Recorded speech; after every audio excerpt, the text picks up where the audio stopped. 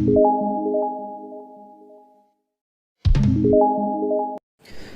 આજે જોઈએ આપણે રચના નંબર 2. કીધું છે 4 સેન્ટીમીટર 5 સેન્ટીમીટર અને 6 સેન્ટીમીટર બાજુવાળા ત્રિકોણની રચના કરો. તો પહેલાં આપણે આ રચના કરી નાખીએ.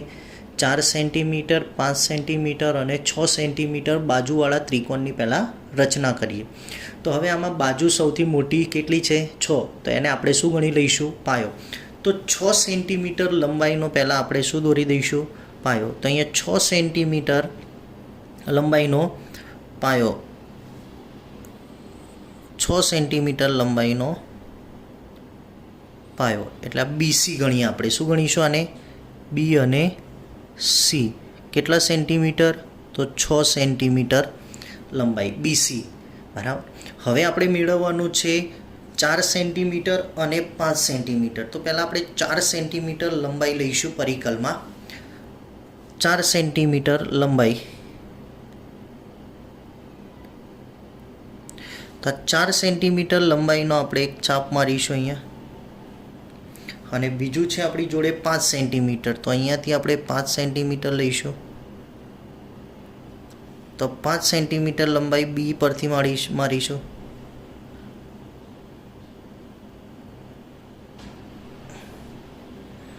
હવે આ બંને રેખાખંડ ચાપ એકબીજાને જ્યાં છેદ્યા ને ત્યાં આપણે નામ આપી દઈશું એ. શું નામ આપીશું? એ બિંદુ. અને રેખાખંડ એ બી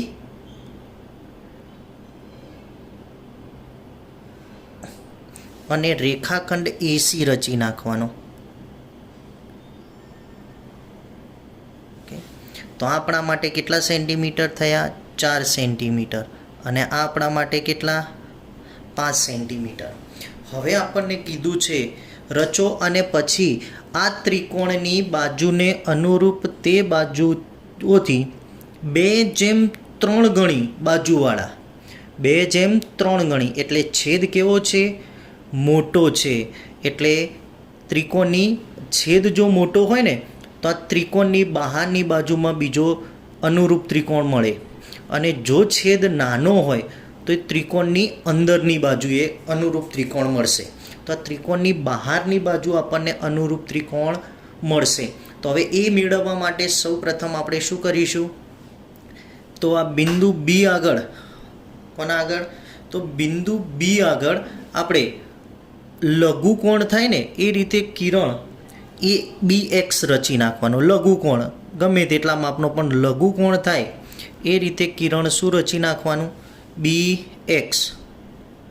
શું રચ્યું? બી એક્સ. અને આ કિરણ બી એક્સ પર 3 ને 2 5 કેટલા? અથવા સોરી, સૌથી મોટી કિંમત કેટલી છે અહીંયા? 3 છે ને મોટી કિંમત. તો કિરણ બી એક્સ પર 3 ચાપ મારવાના અનુકૂળ લંબાઈના. અનુકૂળ ત્રિજ્યા લંબાઈ લઈ અને 3 ચાપ મારીશું આપણે. 1 2 અને 3. આ ચાપને નામ આપી દઈશું આપણે B1, B2 અને B3. હવે આ જે B2 છે, આ B2 આપણને મળ્યું છે 2:3 ગુણોત્તર માટે. તો પહેલાં બીને આપણે સી સાથે જોડી દઈશું. ક્યાં જોડીશું આપણે? બીને સી સાથે, સોરી B3ને આપણે સી સાથે જોડી દેવાનું. તો B3ને આપણે સી સાથે જોડીશું. આ B3 મળ્યો ને આપણને, એ સી સાથે શું કરી દઈશું? એને જોડી દઈશું. પહેલાં B3ને સી સાથે જોડી દેવાનો. B3 C3.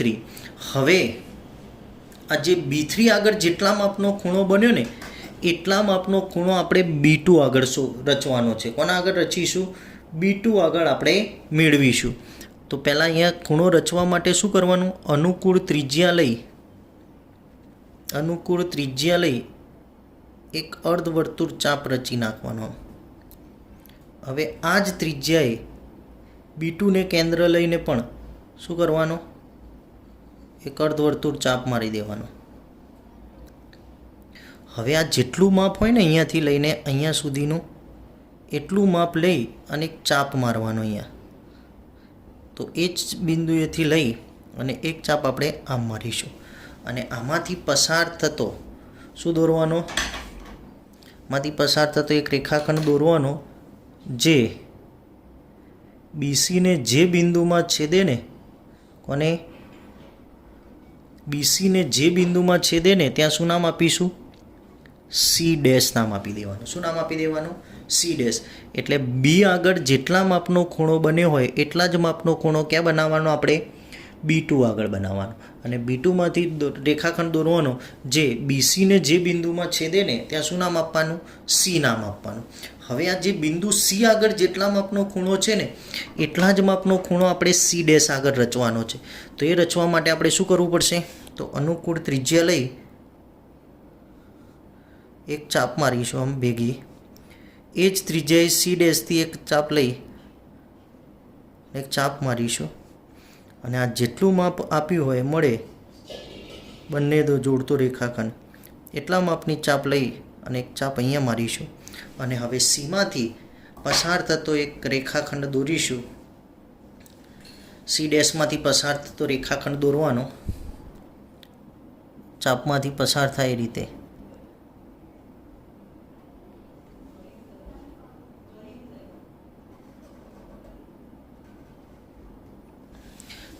સામે જે બિંદુએ છેદે ત્યાં શું નામ આપીશું આપણે? એ ડેશ નામ આપીશું. શું નામ આપવાનું? એ ડેશ નામ આપીશું અહીંયા. તો આ રીતે મળતો જે ત્રિકોણ આપણને મળ્યો કયો? એ ડેશ બી અને સી ડેશ એ 2:3 ગણો માપનો આપેલ ત્રિકોણના કયા માપનો હશે? 2:3 ગણી બાજુવાળા ત્રિકોણની રચના થશે. તો આ રીતે સૌથી પહેલાં આપણને જે માપનો ત્રિકોણ આપ્યો હોય એ માપનો ત્રિકોણ રચી નાખવાનો. 4 સેન્ટીમીટર, 5 સેન્ટીમીટર અને 6 સેન્ટીમીટર બાજુવાળા ત્રિકોણની રચના કરી નાખવાની. અને પછી આ ત્રિકોણની બાજુઓને અનુરૂપ તે બાજુઓથી 2/3 ગણી બાજુવાળા ત્રિકોણની રચના કરવાની હતી. તો મોટી બાજુ કેટલી? 3. તો કિરણ BX જે દોરી આપણે લઘુકોણ કિરણ BX એ કિરણ BX પર 3 ચાપ મારવાના. કેટલા? 3 ચાપ. મોટા હોય જો અહીંયા 2:5 હોય તો અહીંયા 5 ચાપ મારવાના. B3ને જોડી દેવાના C સાથે. અને આ B3 આગળ જેટલા માપનો ખૂણો બને એટલા જ માપનો ખૂણો આપણે ક્યાં બનાવવાનો? B2 આગળ. B2માંથી પસાર થતી રેખા દોરવાની જે રેખાખંડ BCને જે બિંદુમાં છેદે ત્યાં શું નામ આપીશું? C dash. હવે સી આગળ જેટલા માપનો એટલે ABC સી આગળ જેટલા માપનો ખૂણો હોય એટલા જ માપનો ખૂણો ક્યાં રચીશું આપણે? સી ડેશ આગળ. અને ખૂણા પસાર થતો રેખાખંડ એ ABને જે બિંદુમાં છેદે ત્યાં શું નામ આપીશું આપણે? એ ડેશ નામ આપવાનું. આ રીતે મળતો ત્રિકોણ એ ડેશ બી અને સી ડેશ એ 2:3 ગણી બાજુવાળા ત્રિકોણ થશે. તો હવે જોઈએ રચનાના મુદ્દા. તો પહેલું આપણે ત્રિકોણ ABC રચ્યો જેમાં AB 4 સેન્ટીમીટર, BC 6 સેન્ટીમીટર અને AC 5 સેન્ટીમીટર. હવે BCના નીચેના અર્ધતલમાં એટલે BCના નીચેના અર્ધતલમાં કિરણ BX દોર્યું કે જેથી કરીને CBX લઘુકોણ થયા. BX પર B1 બરાબર B1, B2 બરાબર B2, B3 થાય તેવા 3 બિંદુઓ B1, B2 અને B3 લીધા. B3C જોડ્યો. B2માંથી B3Cને સમાંતર રેખા દોરી. સમાંતર શું દોરી? B2માંથી B3Cને સમાંતર રેખા દોરી જે BCને ક્યાં છેદી? સી ડેશમાં છેદી. આ માટે આપણે શું કર્યું? આ રેખા સમાંતર રેખા દોરવા માટે આપણે શું કર્યું? B3C આ જે ખૂણો બન્યો ને B3C ને સમાન ખૂણો આપણે કયો દોર્યો? B2C ડેશ રચ્યો. એટલે આ જે ખૂણાને સમાંતર ખૂણો આપણે B આગળ રચ્યો ને જે સમાંતર ખૂણો B રચ્યો. હવે એ જ રીતે ખૂણો BCA કયો? BCA ને સમાન ખૂણો આપણે કયો રચ્યો? BC ડેશ A રચ્યો કે જેથી કિરણ સી ડેશ એ અને બી એ કયું બી એ ને એ ડેશમાં છેદ્યું. આ જે કિરણ સી ડેશ છે કયું સી ડેશ એ બીને એ ડેશમાં છેદ્યું. અને સી ડેશ એ સમાંતર શું મળ્યું સી ડેશ એ સમાંતર શું મળ્યું આપણને સી એ મળ્યું. સી ડેશ એ ડેશ સમાંતર આપણને શું મળ્યું સી એ. એટલે અહીંયા આપણા માટે શું આવશે સી ડેશ એ સમાંતર શું મળ્યું આપણને અહીંયા એ ડેશ આવશે. સી ડેશ સમાંતર શું મળ્યું એ ડેશ સમાંતર રેખાઓ મળી થાય.